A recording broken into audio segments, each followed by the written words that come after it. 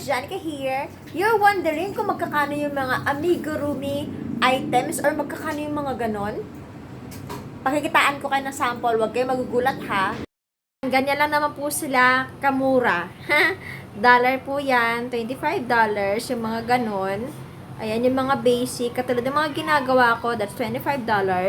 Yung medyo mas malaki siguro, 100. At guess what?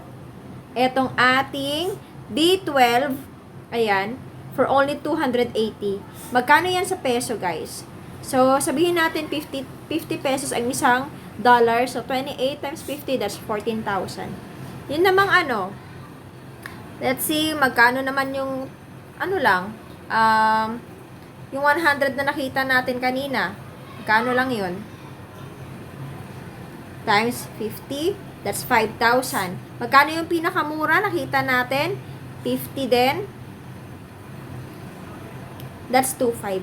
So, ganun siya kamura, guys. Yan. Pinakita ko lang para meron kayo idea at sana naman magkaroon kayo ng guide para i-appreciate yung work namin. Bakit mahal yun? Maliliit lang siya. Guys, mahirap gumawa ng mga bagay na maliliit. Maliit ang materials, maliit yung gagamitin mong hook. Mahirap. Nakakasira siya ng mata at nakakasira siya ng pasensya. At hindi dahil siya mahirap, ay dahil siya ay maliit, hindi mo masasabing mas mabilis siyang gawin. Actually, mas mahirap pang gawin ang maliit kaysa sa mas malaki.